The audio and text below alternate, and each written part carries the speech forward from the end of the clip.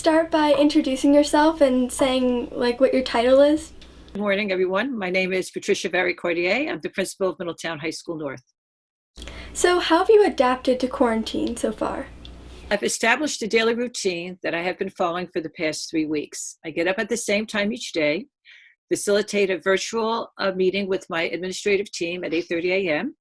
I read and respond to emails, return phone calls, schedule Google Hangouts with staff members and central office personnel, and complete other administrative duties to give my day a sense of structure. When my virtual day is over, I take an hour-long walk with my husband, followed by some exercises.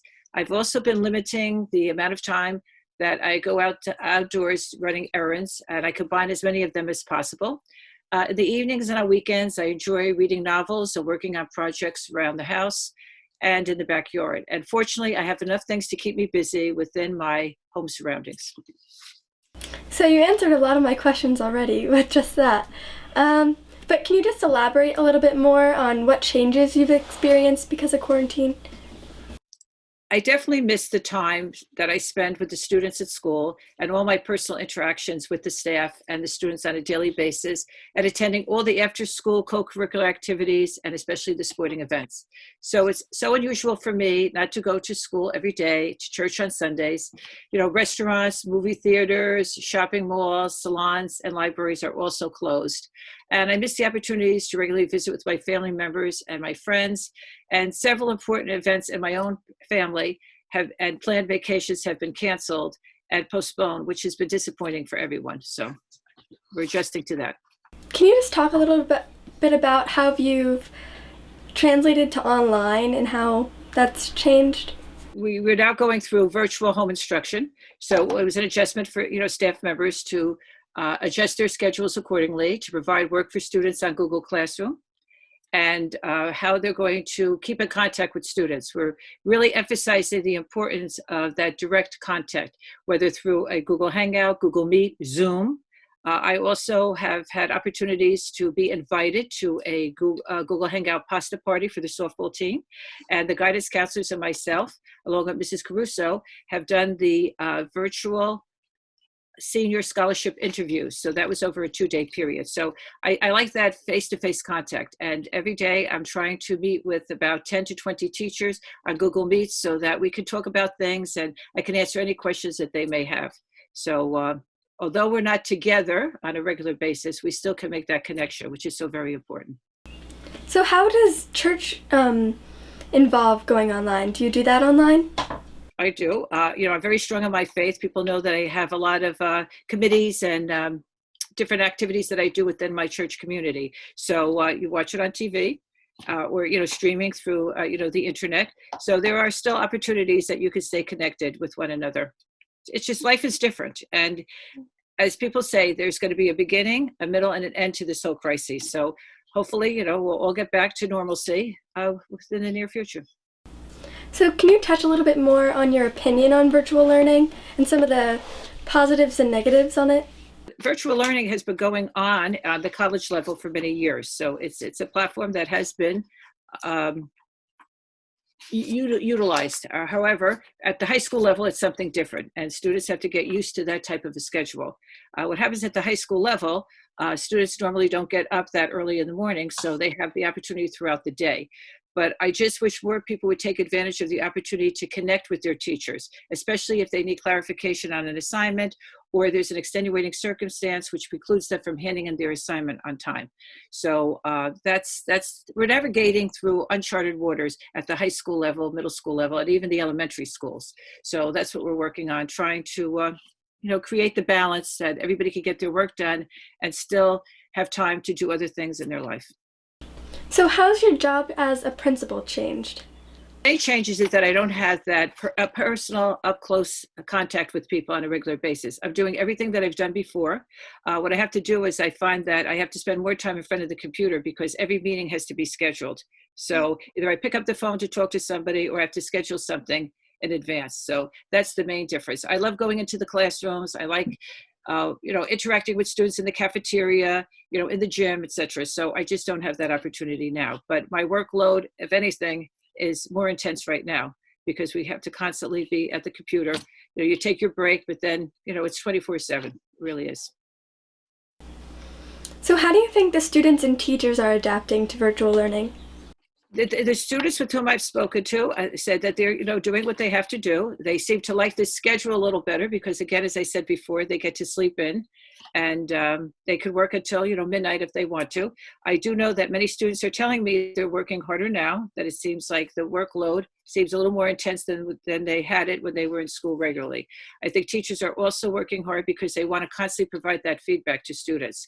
So it's not something that they have to keep up with the assignments. And I know many teachers say that they wish students would do things in a timely fashion because they're moving ahead where sometimes students are lagging a little bit behind. But I think everybody's doing one's best to keep up with what's expected of them at this time. And they're doing a tremendous job.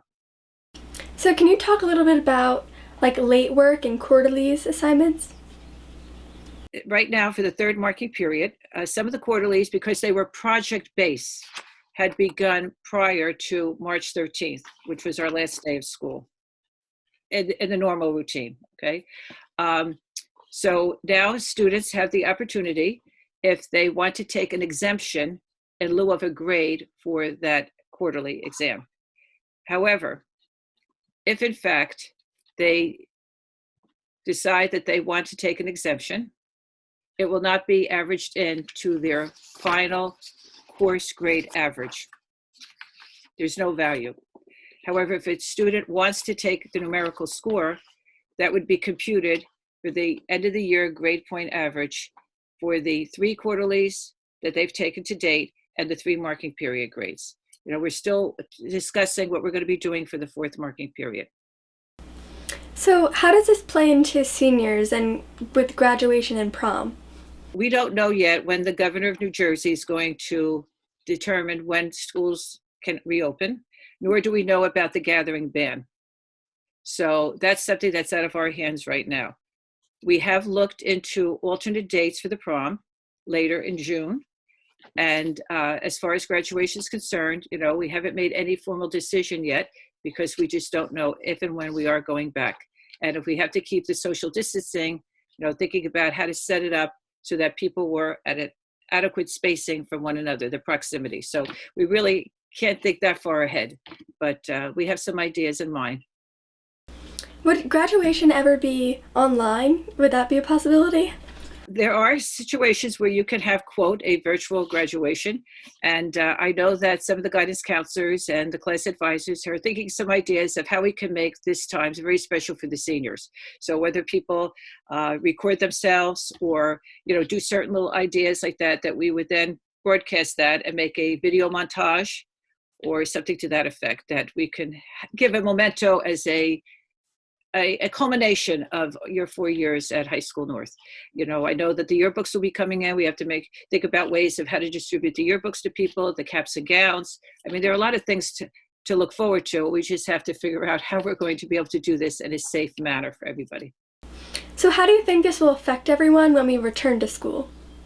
On many levels, it's going to affect people, not only academically, socially, and emotionally. I know there are a lot of families right now that are facing some economic hardships as a result. So that which doesn't defeat us makes us stronger. And I think we're all going to come through this having, survived the challenges and the obstacles that everyone's had to face. It's just part of normalcy. And this is not just in Middletown Township, it's throughout the whole world. So we're all gonna learn from this experience and make us more resilient in the future. So any suggestions or words of wisdom for students and teachers during this time? The idea is that life is always going to be facing us with challenges. Right? And you just have to be able to adapt to circumstances.